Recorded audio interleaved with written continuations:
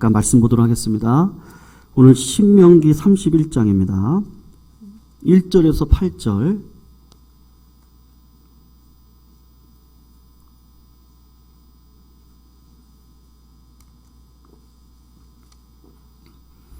구약 310쪽에 있습니다. 1절에서 8절까지 말씀. 제가 먼저 읽고요. 우리 교독으로 읽고 8절 같이 읽도록 하겠습니다. 1절 제가 먼저 읽습니다. 또 모세가 가서 온 이스라엘에게 이 말씀을 전하여 그들에게 이르되 20세라 못하겠고 여호와께서도 내게 이르시기를 너는 이 요단을 건너지 못하리라 하셨느니라. 여호와께서 이미 말씀하신 것과 같이 내 하나님 여호와께서 너보다 먼저 건너가사 이 민족들을 내 앞에서 멸하시고 내가 그 땅을 차지하게 할 것이며 여호수아는 내 앞에서 건너갈지라. 또한 여호와께서 이미 멸하신 아모리 왕 시온과 옥과 및 그 땅에 행하신 것과 같이 그들에게도 행하실 것이라. 또한 여호와께서 그들을 너희 앞에 넘기시리니 너희는 내가 너희에게 명한 모든 명령대로 그들에게 행할 것이라.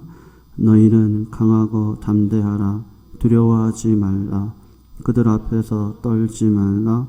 이는 내 하나님 여호와 그가 너와 함께 가시며 결코 너를 떠나지 아니하시며 버리시 아니하실 것임이라 하고, 모세가 여호수아를 불러 온 이스라엘의 목전에서 그에게 이르되 너는 강하고 담대하라. 너는 이 백성을 거느리고 여호와께서 그들의 조상에게 주리라고 맹세하신 땅에 들어가서 그들에게 그 땅을 차지하게 하라. 같이 했습니다. 그리하면 여호와 그가 내 앞에서 가시며 너와 함께 하사 너를 떠나지 아니하시며 버리지 아니하시리니 너는 두려워하지 말라. 놀라지 말라. 아멘. 오늘 그 신앙의 은혜, 만남의 복이라는 제목으로 말씀의 은혜를 나누는 시간을 갖도록 하겠습니다. 여러분, 오늘 본문을 보시면 모세가 120세에 하나님의 부르심을 받았구나라는 것을 알 수가 있습니다. 근데 여러분, 모세를 한번 생각해 보시면 보통 사람이 아닙니다. 지팡이 하나 들고 애굽 왕 바로 앞에 가서 내 백성을 가게 하라고 큰 소리 쳤던 사람이죠. 모세의 말 한마디, 행동 하나에 애굽의 재앙이 내려지고, 여러분 잘 알다시피 홍해가 갈라지고 반석에서 물이 나왔습니다. 또한 시내산에서 하나님의 등을 받던 자입니다. 40주야로 음식과 물을 먹지 않고 금식을 하면서 인류 최고의 율법인 십계명을 받았던 사람이죠. 뿐만 아닙니다. 40년 동안 이스라엘 백성들의 광야의 생활을 이끌었다고 하는 것, 대군 200만 명이나 되는 대군을 먹이고 입히면서 광야 생활을 직접 인도했던 사람입니다. 무엇보다 모세는 하나님과 친구처럼 지냈던 사람입니다. 이렇게 탁월한 모세가 하나님께서 명령을 하시는데 그의 지도력이 영원할 수 없다, 그렇게 이야기를 하는 것이죠. 오늘 보면 2절을 성도님들 보시면 뭐라고 이야기하죠? 모세가 하나님께서 전하신 말씀을 듣고 이렇게 이야기를 하는데 그들에게 이르되 내가 오늘날 120세라. 내가 더 이상 출입하지 못하겠고 여호와께서도 내게 이르시기를 너는 이 요단을 건너지 못할 것이다 라고 그렇게 말씀을 하셨습니다. 여러분, 모세가 더 이상 지도력을 발휘할 수 없는 이유가 두 가지인데, 첫 번째는 뭐라고 얘기하겠죠? 출입할 수가 없다라고 이야기를 했습니다. 그러니까 이제 기력이 떨어졌다라는 것을 알 수가 있고, 두 번째 이유가 있었는데, 여러분 하나님의 사람 모세임에도 불구하고 그 위대한 모세가 하나님 앞에 지었던 죄가 있었죠.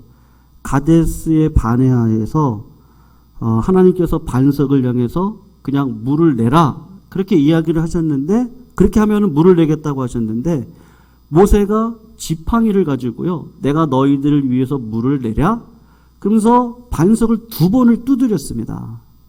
그러니까 하나님의 영광을 누가 가져간 거예요?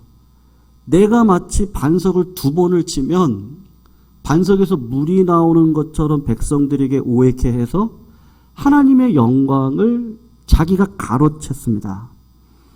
하나님의 영광을 회중 앞에 드러내지 않았기 때문에 가나안 땅에 들어갈 수 없는 벌을 받게 되었는데, 여러분 모세의 심정을 한번 생각해 보세요. 여러분 모세처럼 탁월한 지도자가 있었습니까? 모세처럼 헌신하는 사람이 있었나요? 모세처럼 앞장서는 지도자는 없었습니다. 그의 마음 가운데 하나님께서 이제 지도력을 내려놓아야 된다. 그리고 너는 가나안 땅에 들어갈 수 없다. 그렇게 이야기할 때 여러분 모세가 했던 게 뭐죠? 기도를 합니다. 민수기 27장 16절에서 17절을 보면 모세가 이 하나님의 이야기를 딱 듣고 난 다음에 기도를 해요. 그러니까 구하는 거죠. 여호와 모든 육체의 생명의 하나님, 제가 원하는 게 있습니다. 그러면 하나님, 한 사람을 그 회중에 세워서 그들 앞에 출입을 하게 하시고 그들을 인도해서 여호와 회중으로 목자 없는 양과 같이 되지 않도록 하나님, 그러면 후임자를 주세요. 그렇게 간절히 기도를 했습니다. 그때 하나님께서 주신 응답이 뭐냐면, 모세야, 너 여호수아를 봐라. 여호수아가 신의 영에, 하나님의 신의 영에 감동이 된 자니 그를 데려다가 안수를 하라고 이야기를 합니다. 여러분, 우리는 교회의 지도자고 중직자고 교회를 이끌어가는 신자들입니다. 하나님께서 우리를 여호수아와 같이 저희들을 다 세워주셨죠. 근데 여러분, 우리가 직분을 맡고 싶어서 직분이 되어집니까? 여러분, 목사하고 싶어서 목사하나요? 네, 제가 목사를 하려고 했더니 저희 어머니께서 한 달을 반대하셨는데, 네, 목사의 삶이 어떤지 아시기 때문에 반대를 하셨습니다. 왜냐하면 목사가 끝까지 영광스럽게 걸어가는 게 어머니 아버지가 평생 신앙생활 해오시면서 이게 쉽지 않다는 걸 아셔서 반대를 많이 하셨어요. 그런데도 저는 목사길을 가겠다고 이야기를 했습니다. 여러분, 하나님께서 우리를 직분자로 세워주실 때 하나님 편에서 불러서 우리를 세워주신 줄로 믿습니다. 믿으시죠? 하나님이 나를 세워주셨어요. 뭐 장로님이 되시던 권사님이 되시던 집사님이 되시던 우리를 지도자로 직분자로 세워주셨습니다. 여러분, 우리를 왜 세워주셨죠? 교회에서 직분자를 세울 때 1년, 2년 생활하신 분들은 절대로 세우지 않습니다. 그런 분들은 아직 검증이 되지 않았습니다. 여러분, 여호수아에게 있어서 진짜 큰 복은 뭐냐 하면 이게 신앙의 은혜인데요. 신앙의 은혜가 있는 자는 인권의 복이 있더라고요. 여러분, 여호수아가 어떻게 여호수아가 되죠? 잘 보세요. 여호수아 혼자 힘으로 되나요? 믿음의 선배가 교회에 있었습니다.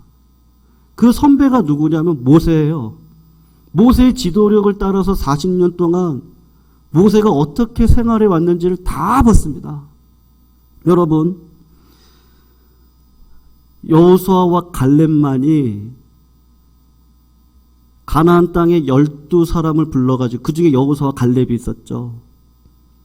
가나안 땅에 들어가서 정찰을 하고 오라고 그랬습니다. 그때 여호수아와 갈렙 말이, 저들은 우리들의 밥입니다. 그래서 밥파예요. 근데 10명의 다른 사람들은요, 저들을 볼 때 우리는 메뚜기 같습니다. 그렇게 고백을 했습니다. 여러분, 여호수아는요, 결정적일 때 뭐를 따라가죠? 믿음을 쫓아가요. 말씀을 쫓아갑니다. 그러니까 그의 인생 가운데 여러 가지로 검증이 되어지는 거예요. 하나님께서 그냥 여호수아를 세우시겠습니까? 그렇지 않습니다. 여러분, 지금 모세의 나이가 120세인데 그러면 여호수아의 나이는 몇 세죠? 제가 볼 땐 30세에서 50세 정도 차이가 납니다. 그러면 여호수아 나이가 90에서 60에서 90 사이의 나이니까 나이가 상당히 있는 분이시죠. 여러분, 가데스 바네아에서 20살 이상이었던 여호수아인데 40년 동안 모세와 함께 지내면서 모세에게 배웠던 것이 있었는데요. 여러분, 온갖 영적 훈련을 다 받습니다. 그래서 출애굽기 17장을 보면 이스라엘이 아말렉과 르비딤에서 전쟁을 벌일 때 모세가 보여줬던 본이 있었는데, 여호수아야, 너 잘 봐. 우리의 신앙의 승리가 다윗이 골리앗 앞에 섰을 때 너는 칼과 창과 단창으로 나오지만 나는 여호와의 이름으로 나간다고 하잖아요. 기도가 만사입니다. 성도들 믿으시죠? 모세가 하고 싶은 얘기가 그거였어요. 기도가 만사야.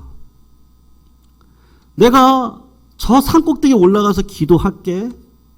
여호수아, 너는 싸워. 모세가 손을 올리고 기도하면요, 믿음의 선배님들이, 부모님들이 자식을 위해서, 성도를 위해서, 내 동역자들을 위해서 기도하면 하나님께서 반드시 응답하십니다. 모세가 기도를 하면, 손을 올려서 기도하면 승리가 자꾸 일어나고, 손을 내리면 여호수아가 자꾸 패배를 하는 거예요. 이상하다. 아론과 훌이 어떻게 하죠? 모세를 두 팔로 잡고 기도할 수 있도록 도와줍니다. 여호수아가 분명히 그의 모본을 보았어요. 기도하는 모본을 보았습니다. 그리고 깨달은 게 뭐죠? 기도가 만사구나. 기도하면 하나님께서 승리를 주시는구나. 모세를 통해서 배웠습니다. 여러분, 출애굽기 24장에 시내산에서 40주야 금식하고 율법을 밟는 모세를 눈의 시종 여호수아만 따라가서 올라갔습니다. 어떻게 하나님과 교제하고 어떻게 하나님의 등을 보았다는 이야기를 듣고 모세가 40일을 금식 기도하면서 이스라엘 백성들을 위해서 앞에 서서 헌신하고 또 기도하고 또 하나님을 만나는 모습을 여호수아가 끝까지 봤어요. 1대1로 씨름하는 과정을 보면서 하나님의 영광을 위해 살아가려면 하나님과 1대1로 씨름하는 이 과정도 필요하구나. 그런 것들을 다 배웠을 것이죠. 뿐만 아니라 여호수아는 40년의 광야 방황 기간 동안에 모세를 따라다니면서요, 큰 일이든 작은 일이든 가리지 않고 훈련을 받았을 겁니다. 여러분, 오늘 본문 말씀을 통해서 하나님께서 우리들에게 질문하는 게 이것입니다. 한번 곰곰이 생각을 좀 해보셨으면 좋겠습니다. 장로님이 되시던 권사님이 되시던 우리 교회를 출석하시는 성도님들께서 지금까지 신앙생활을 해왔을 때 내 신앙에 가장 도움을 주셨던 사람이 있다면 그분이 누구십니까? 모태신앙이든 중간에 믿었던지 간에 내 자신을 돌아보면서 내 신앙생활이 이 선배가 이분이 제일 큰 도움을 주었다라고 생각하는 분들이 있을 겁니다. 그러니까 평생 살아오면서 저분을 통해서 내가 하나님의 복음을 알게 되었다. 그러니까 저분을 통해서 은혜가 뭔지를 깨달았다. 그분의 도움을 통해서 그날 이후로 내가 열심히 신앙인 줄 알았더니 은혜 안에 열심히 있어야 되는 거구나 라는 것을 깨닫고 내 은혜나 열심을 가지고 살아가는 것이 신앙이 아니라 하나님께서 모든 것을 은혜로 주셨고 그 은혜에 감사하는 마음으로 살아갈 뿐이다. 그 은혜의 비밀을 깨닫게 해준 사람이 있다면 성도님들 누가 있습니까?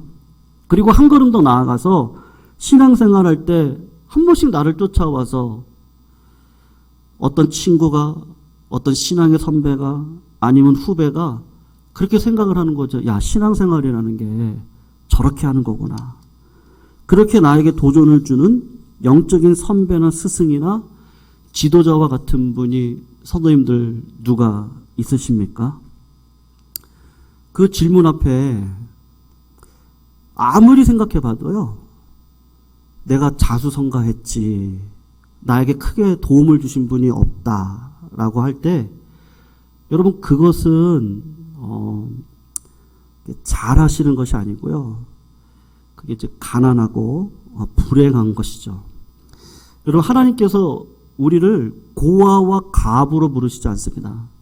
교회 안에 부르시고 교회로 부르셨다는 것은 나와 같은 신앙생활을 하되 나보다 더 뛰어난 신앙의 모본이 반드시 있습니다. 그것이 선배가 됐던 후배가 됐던 야, 저것이 신앙생활이구나 라는 것을 깨닫고 따라가도록 하나님께서 우리를 교회로 부르시는 거죠. 여러분, 제가 아는 분들 중에, 동역자 분들 중에요, 사랑의 교회 출신 교육자들이 있어요.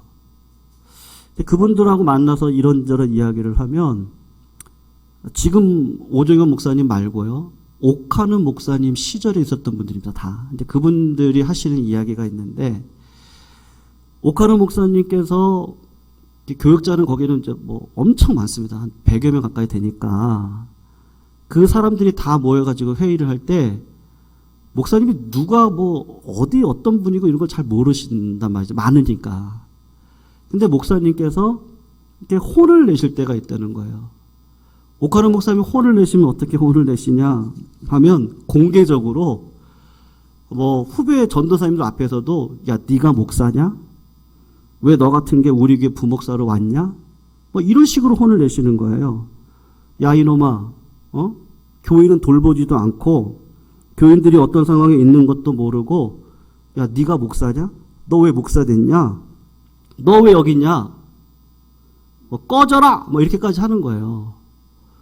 그러면 신기한 게 뭐냐면요, 부교육자들이 어떤 마음을 갖고 나오느냐 하면, 첫 번째가 두 가지 특징인데, 첫 번째가 와, 목사님이 나에게 욕을 해주셨다고 막 기뻐해요.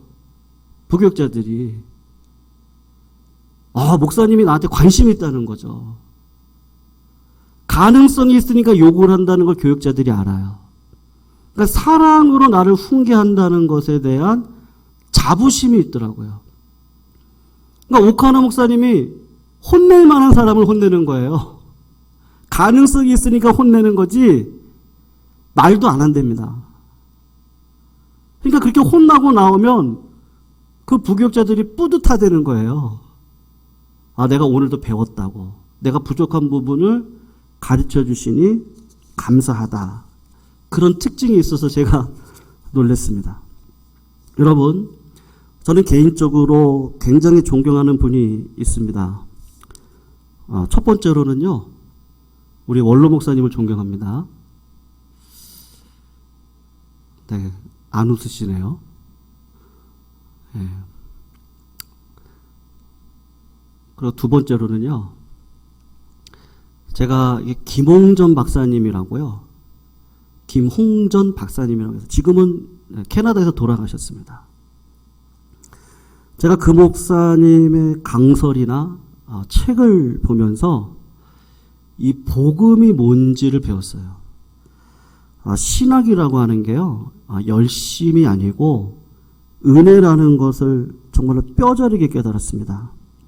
그러니까 은혜 안에 열심이 있고 열심히 은혜를 대신할 수 없다는 것을, 그리고 예수 믿고 천당 가는 게 구원이 아니고 이 땅 가운데 이미 임한 이 천국이를 내가 경험하면서 내 인격, 내 삶에서 주님의 교회 그리고 가정에서 하나님의 나라를 이루기 위해서 하루하루를 예수님과 동행하면서 걸어가는 게 복음이고 구원이라는 것을 확실하게 깨닫게 해주셨는데, 제가 김홍전 박사님의 책을 읽으면서 깨닫게 되었습니다.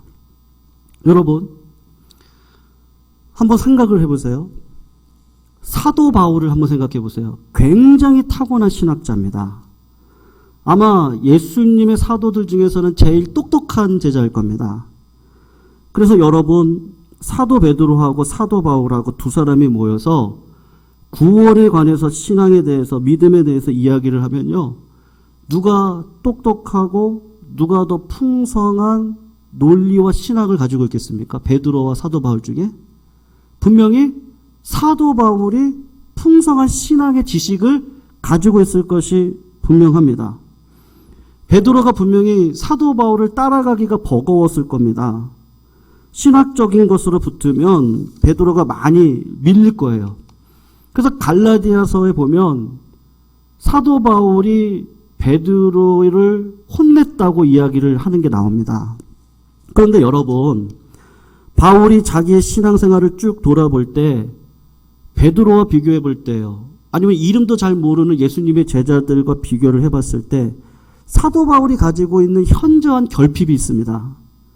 사도 바울이 그것을 생각하면요, 내가 아무리 신학적으로 뛰어나고 교리적으로 뛰어나고 성경적으로 탁월하다 할지라도 그거 하나 생각할 때 베드로를 절대로 따라가지 못하는 게 있는데, 그게 뭐죠? 베드로는 예수님을 3년 반 동안 따라다니는 인생이었습니다. 예수님께서 이 땅에 오셔서 소수의 사람을 뽑아서 자기와 함께 먹고 살고 지내셨습니다. 그러니까 어떻게 했겠습니까? 아침에 일어나서 같이 눈을 뜨고 식사도 하고 하루 종일 같이 지내면서 예수님의 삶을 두 눈으로 직접 봤죠. 예수님을 찾아오는 수많은 사람들, 병자들, 귀신 들린 사람들, 논쟁하는 사람들, 죽이려고 하는 사람들, 온갖 일들을 다 경험하면서 예수님께서 어떻게 사람을 대하시는지, 예수님께서 복음을 어떻게 전하시는지, 예수님은 어떤 상황에서 골방으로 들어가시는지, 예수님께서 그때 왜 사람의 영광보다는 십자가를 취하셨는지, 아, 주님께서 하셨던 그 말씀이 지금은 그런 의미겠구나라는 것들을 다 경험했을 겁니다. 함께 지내면서 경험을 했습니다. 사도 바울은 그런 경험이 없습니다. 성도님들, 하나님께서 우리들에게 주시는 신앙의 큰 은혜가 있습니다. 그게 뭐냐면 우리가 어차피입니다. 우리가 예광교회에서 신앙생활을 하실 때 자수성가하듯이 지내시는 성도님들이 계실 수도 있고, 아니면 장로님들, 권사님들, 또 우리 교회를 여러분 한번 보세요. 잘 보시면요, 정말로 헌신하고 계시는 분들이 정말 우리 교회에 많이 계십니다. 신앙의 은혜가 뭐죠? 지금 제가 만나고 있는 여러분들, 이게 귀하다고 느껴지셔야 돼요. 우리 교회 같은 데가 없다라고 하나님께서 은혜를 주시면 만남의 복을 주십니다. 성도님들, 한번 진솔하게 얘기를 나눠보세요. 원로 목사님, 사모님이 되시던 우리 교회 지금 장로님 2분, 김동명 장로님을 비롯하여 권사님, 시부 권사님들, 이렇게 예전 이야기, 전사님들, 예전 이야기를 이렇게 나누다 보면요, 교회 안에 얼마나 많은 위기가, 어려움이, 또 함께 나누는 기쁨이, 근데 이렇게 얘기를 들어보면, 그때 우리 성도님 중에 누가 그 위기를 넘어가도록 그렇게 헌신하신 게 있으시더라고요. 하나님께서 우리들을 이끌어 오셔서 한번 우리 주변을 자세히 보시면 정말로 존경받기에 합당하신 분들이 너무나도 많으세요. 성도님들, 제가 진짜 감사하는 건요, 제가 그냥 한 번만 말씀드리면 그냥 오해하지 말고 들어주십시오. 제가 김동민 전에 참 감사드려요. 진짜 말씀도 없으시고 수요 예배, 금요 예배, 새벽 예배 그냥 늘 지켜주시고, 네, 얼마나 저는 귀한지요. 그냥 또 한 명 말씀드리면 제가 다 말씀드리기에도 부족할 것 같은데, 교육부서를 10여 년 이상 섬겨오고, 방송실, 여전도의 회자, 안내팀, 장로님들로서 말 못할 교회를 향한 그 고민들, 그걸 가지고 교회를 이끌어 오셨던 수많은 그 세월들, 원로 목사 사모님 부모님으로 같은 마음으로 기도해 주시고, 여기 계신 많은 분들이 사실은 이렇게 보면은 이게 진짜 참 복이다. 네. 성도님 그런 생각을 하게 됩니다. 신앙의 은혜가 있을 때 하나님께서 만남의 복을 저희들에게 허락해 주시는 것이죠. 여러분, 우리들이 닮아야 될 믿음의 본이 성도님들이십니다. 믿으시죠? 아멘 안 하시네요. 믿으시죠? 네, 성도님들, 네, 오늘 분명히 코로나 때문에 마음의 두려움으로 안 나오신 성도님도 계세요. 제가 마음 다 압니다. 그런데도 또 오늘 나와서 같이 예배를 이렇게 드리시잖아요. 여러분, 그런 믿음의 헌신이 없으면 어떻게 되는지 아십니까? 하나님께서 저희들에게 주시는 귀하고 복된 마음이 있는데요. 여러분, 우리가 장로님으로 권사님으로 섬기고 있습니다. 그리고 믿음의 본을 보여서 우리가 이렇게 자리 가운데 다 참여하시죠. 근데 그런 일이 없으면 어떤 일이 벌어집니까? 우리 주님이 마태복음 23장을 보면 이런 말씀을 하시는데, 이때가 언제냐면요, 오늘 모세가 했던 말하고 똑같아요. 모세가 120세인지 하나님의 부름받기 전입니다. 그때 여호수아를 세워서 지도자로 세우면서 두려워 말고 놀라지 말아라. 내가 너한테 보여줬던 본 있지? 기도가 만사야. 하나님의 말씀만 의지해. 그럼 은혜를 받고 반드시 하나님께서 복을 주실 거야. 그렇게 얘기하신 것처럼 우리 주님이 이제 2, 3일 되면은 십자가 달려 돌아가셔야 됩니다. 근데 마태복음 23장을 보면 주님이 하셨던 일이 있었어요. 그게 뭔지 아십니까? 예루살렘을 보고 우세요. 그 당시 교회를 보고 웁니다. 주님이 볼 때 마음 아픈 게 있는데, 모세는 여호수아 같은 눈의 아들 종이 있었어요. 물려줄 지도자가 있었어요. 제자들을 세우기 전에 교회를 보니까요, 영적인 지도자라고 하는데 좋은 모범을 보여주지 못하고 있는 모습을 보면서 주님이 예루살렘을 향해서 울면서 뭐라고 얘기했냐면, 너 자녀를 위해서 울어라. 왜 그런 말씀하시는지 아십니까? 영적인 지도자들이 본을 보이지 못하는 거예요. 그래서 주님이 안타까운 마음으로 화 있을진저, 우리가 지금 잘 안 쓰는 말인데 지금 말로 바꾸면 하나님의 저주와 심판을 받을 것이다 라고 해석을 하면 됩니다. 너희가 이런 모습으로 이런 자리에, 이런 직분 자리에 있다면 하나님의 저주와 심판이 임할 거다. 회개하라. 하나님의 저주와 심판이 임할 거다. 화 있을진저, 화 있을진저. 7번을 이야기하십니다. 주님이 돌아가시기 전에 예루살렘을 보면서 눈물을 흘리면서 하셨던 말씀이 이 이야기를 하십니다. 여러분, 왜 화가 났습니까? 13절을 보면 화 있을진저 외식하는 서기관들과 바리새인들이여, 너희는 천국 문을 사람들 앞에서 닫고 너희도 들어가지 않고 들어가려 하는 자도 들어가지 못하게 한다. 두 가지 경고를 하셨는데, 영적인 지도자들은 하나님의 백성들, 교인들을 하나님의 나라로 이끌어 가야 됩니다. 그런데 영적인 지도자, 직분자가 인도를 하는 게 아니라 어떻게 하는 거예요? 천국문을 자꾸 막아버리고 있는 거예요. 자기도 못 들어가면서 남들도 못 들어가게 막고 있습니다. 외식하는 자들아, 한국말로 하면 가면을 왜 쓰고 있냐라는 것이죠. 그렇게 하면 안 된다는 겁니다. 여러분, 주님이 교회를 향해서 너 자녀를 위해서 울어라. 무슨 말이야? 아비의 마음을 좀 가지라는 거예요. 내가 교회의 아버지면 그럴 수 있니? 세상 것을 바랄 수 있니?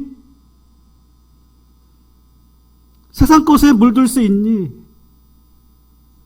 그런 삶을 살면 안 되지 않냐?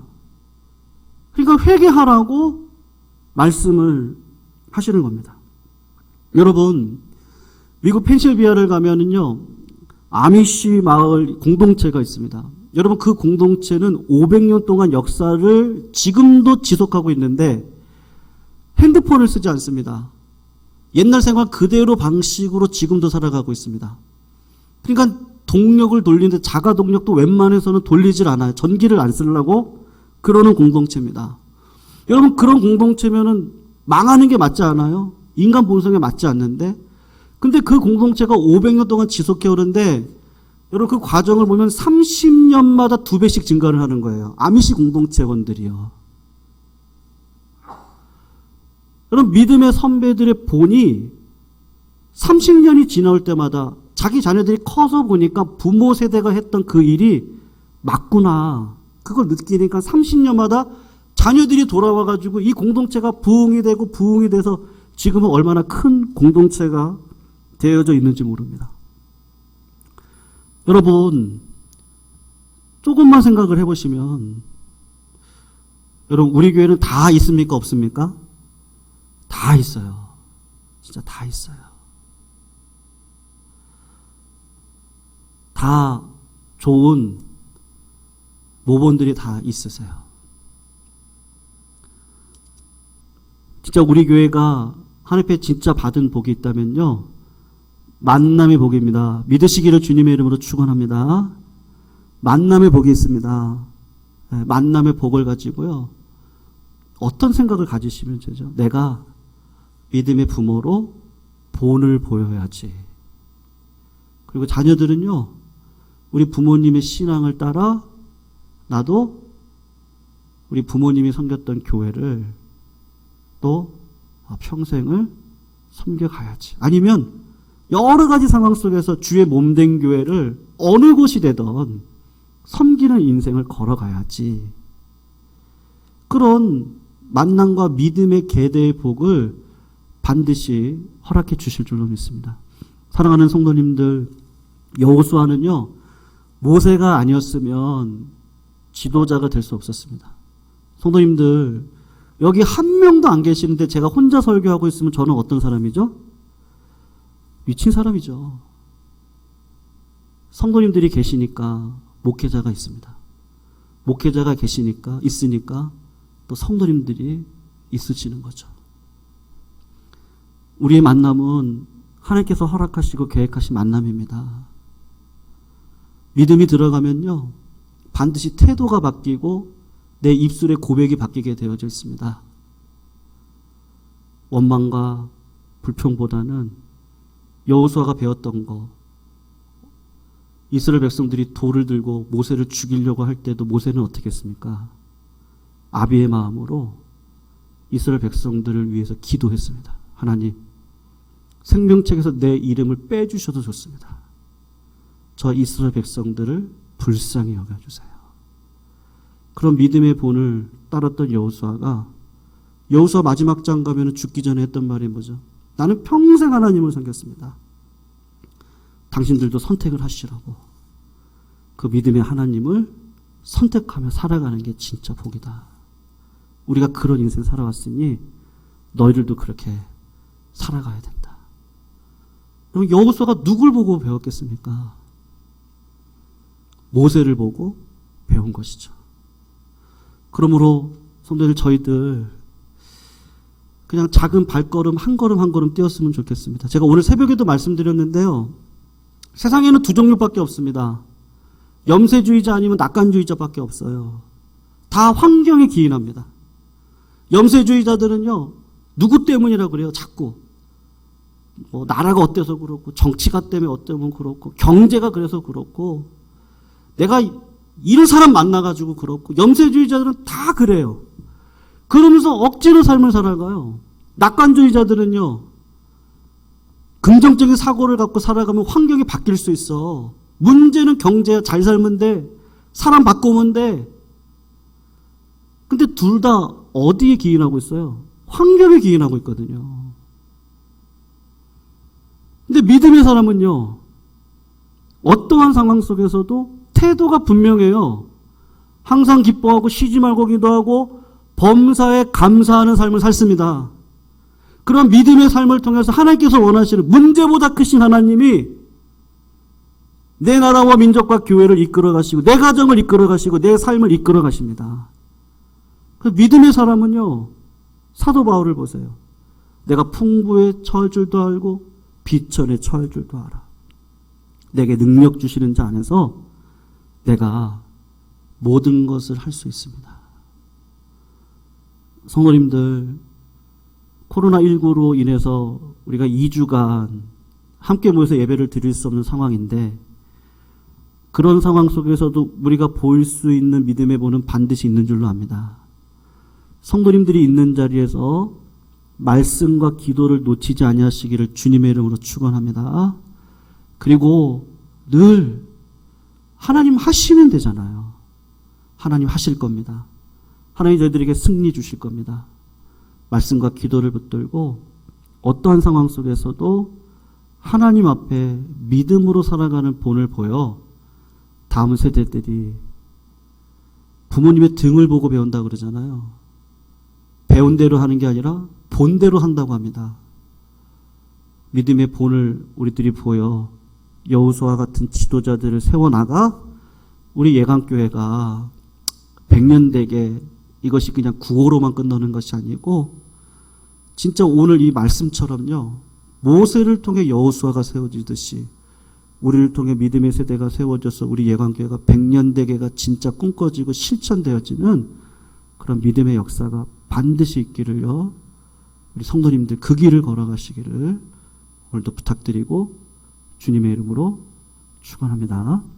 오늘도 말씀 가운데 모세와 같이 여호수아와 같이 쓰임 받으시는 믿음의 종들이 다 되시기를 바랍니다. 우리 마지막 찬양, 아까 우리 마지막 불렀던 찬양인데요, 하나님께서는 우리의 만남을 계획해 놓으셨습니다.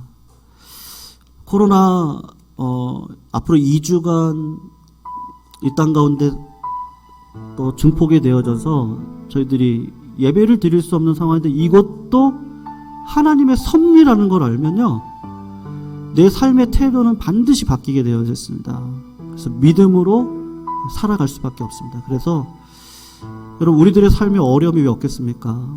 그런데도 모세와 같이 죽을 위기 가운데 또 죽어 마땅한 자리 가운데서도 하나님을 붙들었던 인생을 통해 여호수아가 배워 그 인생을 살아갔던 것처럼, 여러분 모세의 눈을 저희들에게 달라고 한번 이 찬양을 부르시면서, 정말 내 옆에 있는 우리 원로 목사님, 사모님을 비롯하여서 우리 장로님들, 집사님들, 권사님들, 우리 주변에 있는 모든 분들은 다 소중한 분이에요. 우리 같이 울고 웃으면서 같이 갈 도역자들입니다.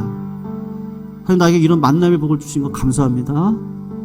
그리고 이 만남의 복을 통해서 우리 교회가 100년 대계가 이루어질 수 있도록 같이 한번 기도했으면 좋겠는데, 오늘 이 찬양 부르시고 하나님 앞에 우리 진심을 다해서 함께 기도하는 시간 갖도록 하겠습니다. 주님이 말씀하신 거 있죠. 너희들 예루살렘을 향해서 네 자녀를 위해서 울어라. 그게 아비 마음인데요. 여러분, 우리가 자녀 때를 한번 생각해 보세요. 얼마나 부모님 보실 때 부족한 게 많습니까? 그런데도 자녀니까 끝까지 참아주고 기다려주고 먹을 것 주고 공부시켜주고, 그렇게 해서 자녀가 부모 돼서 보니까 부모의 마음이 뭔지를 알고 그 사랑이 가정을 세워갑니다. 우리 교회를 가정으로 불러주셨는데요, 사도 바울은 자기 사도성도 부인하고 자기가 개척했던 교회가 간음이 일어나고 헌금이 재정이 유용이 되어지고, 그런 교회를 향해서도 너희들은 성도야, 성도니까 하나님께로 돌아와라, 이렇게 사랑의 메시지를 고린도전서 후서를 통해서 보내면서 1만 스승은 있지만 아비가 없다, 고린도에서 그렇게 이야기를 합니다. 성도님, 우리 예강교회가요, 그냥 이렇게 사랑하고 뭐 부족한 건 있었을 겁니다. 근데 또 풍족한 것도 있거든요. 그리고 우리를 지체로 불러주셨습니다. 그러니까 우리는 딴 사람들이 아닙니다. 저희가 이렇게 성도님들을 섬기면서 뭐 우리 성도님 중에 퇴임을 하신 분들이라든지 뭐 생일을 당하신 분들, 또 뭐 대장 내시경을 받으신 분들, 그런 분들 그냥 이렇게 전화드리고 그러면 그냥 고마워하세요. 그리고 감사하다고 뭐 그렇게 그냥 말씀하시고, 사랑이 사람을 녹이지 원망과 불평으로는 소망이 없다라고 저는 생각을 합니다. 그래서 우리 교회가 이 코로나로 해서 정말로 하나님께서 은혜를 주셨는데 말씀을 통해 준비할 수 있는 마음을 주시는 것 같아요. 저는 기도할 때 그거를 많이 느낍니다. 그래서 우리 교회가 진짜 아비와 같은 마음으로 한번 보십시오. 진짜 희생하고 헌신하는 분들이 지금까지 이 자리에 계셨지, 진짜 다 고귀하신 분들이, 귀하신 분들이고 전부 다요. 이 귀하신 분들과 동역하고 이제 걸어가면 하나님 반드시 부어주십니다. 우리에게 세워주시려고 하시고 꿈을 갖고 계시는데 우리가 그 꿈을 못 받아내면 내 그릇이 너무 종자기 같으면 안 되니까 하나님께서 말씀을 통해서 이 사랑의 용량을 키우라고 말씀해 주시는 줄로 믿습니다. 그래서 지금이라도 내가 아비의 마음으로요, 본을 보이고, 목사인 저부터 성도님들 기도해 주십시오. 세상 것 쫓아가지 않고 정말 하나님의 영광을 쫓아갈 수 있는 영의 사람으로 세워달라고 기도해 주시고, 우리 성도님들 힘들고 어려운 상황 속에서도 아비와 같은 마음으로 교회를, 가정을 위해서 기도할 때 반드시 우리 교회를 통해서 역사해 주실 줄로 믿습니다. 내가 섬기는 가정을 통해서 역사하실 줄로 믿습니다. 그런 마음으로 하나님, 내가 먼저 아비의 마음 되어주시고 지금까지 헌신한 거 하나님 다 기억하십니다. 그 기억 앞에 또 은혜를 자랑할 수 있게 해주셔서 내 공로는 다 사라지게 해주시고 은혜 위에 은혜로 우리 예감께 붙들어 주셔서 하나님 부흥을 이뤄주십시오. 영혼을 불러주십시오. 추수한 일꾼을 보내주십시오. 우리 교회 합력해서 선을 이뤄갈 수 있는, 누구든지 오면 포용하고, 누구든지 오면 함께 기도하고, 누구든지 오면 관심을 쏟고 걸어갈 수 있는 아비된 마음으로 우리가 준비될 수 있도록 하나님 인도해 달라고 이 한 가지 기도 제목 가지고 같이 기도하시고요. 코로나19로 우리 성도님들의 삶 가운데 사업자, 직장, 여러 가지 어려움들이 있습니다. 우리 어려움 당하신 성도님들 꼭 기억하시고 꼭 중보기도 해 주십시오. 그래서 그것들을 통해서 정말로 삶 속에 하나님의 역사를 통해 정말 살맛나는 은혜가 드러날 수 있도록 인도해 달라고 같이 한번 기도해 주시고, 그리고 가지고 나오신 기도 제목 가지고 함께 기도하시고 하나님 만나고 돌아가시면 좋겠습니다. 우리 같이 하나님 앞에 우리 주여 한 번만 외치시고 통성으로 기도 올려드리도록 하겠습니다. 주여! 사랑하는 하나님, 아버지, 우리를 예수 그리스도를 머리 삼아 지체로 불러주신 은혜에 감사함을 올려드립니다. 하나님, 정말 예감교회 아버지 이렇게 좋은 지체들을 불러주시고 남들 모르는 헌신, 남들 모르는 눈물, 남들 모르는 환희, 남들이 모르는 하나님과의 만남을 통하여 우리 예감교회를 지금까지 지켜보신 성도님들의 노고와 눈물과 아픔과 하나님 슬픔과 하나님 기쁨과 하나님 수많은 수고가 있습니다.